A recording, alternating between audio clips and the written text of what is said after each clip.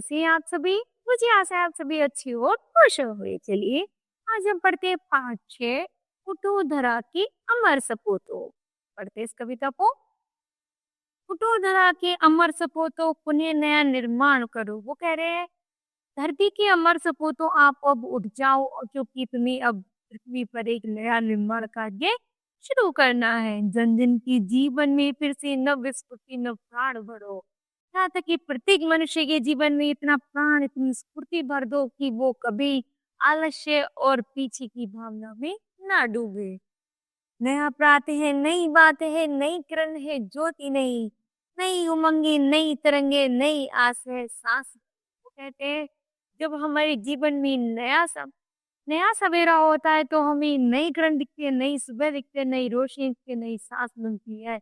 तो जब हमारे घर में सब कुछ नया होता है, अच्छा होता है, तो हम पीछे मुड़कर क्यों देखें और अपने जीवन को हम आगे बढ़ाते रहना हमें चाहिए। युग युग के मुरझे सुमनों में नई नई मुस्कान भरो। उठो धरा की अमर सपूतो पुनः नया निर्माण करो।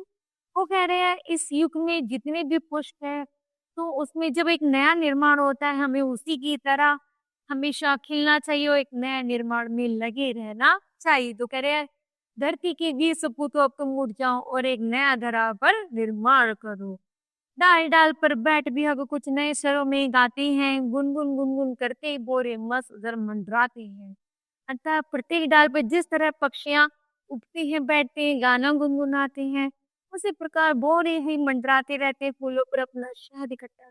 और क्या करते हैं तितलियां भौरे सब अपना फूलों पर मंडराते रहते हैं और बहुत खुश होते हैं और गाना गुनगुनाते रहते हैं। तो हमें भी अपने जीवन में उसी तरह नई नई चीजों में लगे रहना चाहिए और एक नए निर्माण के लिए अग्रसित होते रहना चाहिए। नवयुग की नूतन वीणा में नया राग नव गान गुरु। उठो धरा की अमर सपूतों पुनः नया निर्माण करो। और वो कह रहे हैं जैसे जैसे नया युग आता है तो हमको उससे कुछ नया हो, उसकी धारा में हम बहते रहते हैं। तो हमें भी चाहिए कि हमें अपना आलस से छोड़ देना चाहिए और उठना चाहिए और इस नई सुबह में एक नया निर्माण कार्य करना चाहिए। कली कली खिल रही उधर बार, फूल फूल मुस्काया है, धरती माँ की आज हो गई नई सुनहरी काया है। वो करे जैसे जैसे धरती माँ पर जब नया सवेरा होता है पर धरती माँ पर नए फूल उगते हैं, नई रोशनी आती है,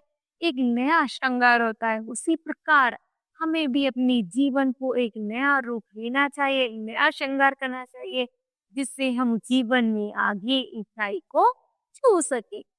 नूतन मंगल में ध्वनियों से गुंजित जब उद्यान करो। उठो धरा के अमर सपूतों पुनः नया निर्माण करो। यहाँ तक कि जैसे नई नई जब सुबह होती है तो पंछियां क्या करते हैं, एक नया गाना गुनगुनाते हैं, एक नई हवा चलती है, एक नया प्रकाश होता है। तो हमें भी जैसा ही बनना चाहिए और नए और आसमान को छूने की तैयारी करनी चाहिए। सरस्वती का पावन मंदिर सुसंपत्ति तुम्हारी है, तुमसे हर बात बात इसका रक्षक और पुजारी है। जिस प्रकार हम मंदिर में जब पूजा करते हैं तो हमें लगता है कि ये मंदिर हमारा, हम उसकी अपनी पूजा करते हैं। ऐसा नहीं है कि वो मंदिर तुम्हारे है तुम्हें उसकी करोगे। तो हमें लगता है जो इस धरती पर है वो सब हमारा है और हमें इसकी रक्षा करनी है। तो जब हम उसके रक्षक बनकर उसकी रक्षा करते हैं, उसी तरह हमें भी इस धरती माता के लिए नया कार्य करना है, क्योंकि ये धरती माँ भी हमारी है। शत शत दीपक जला ज्ञान के नवयुग का आह्वान करो। उठो धरा के अमर सपूतों पुनः नया निर्माण करो। और चाहे हम इस पर क्यों ना ज्ञान के 100 दिए जला लें और हमें अपने ज्ञान को बढ़ावा देना है, ज्ञान का निर्माण करना है।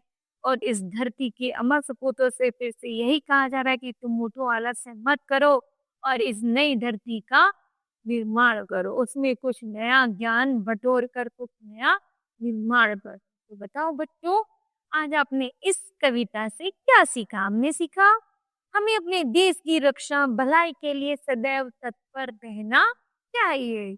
मुझे आशा है कि आपको ये कविता अच्छे से समझ आई होगी। धन्यवाद।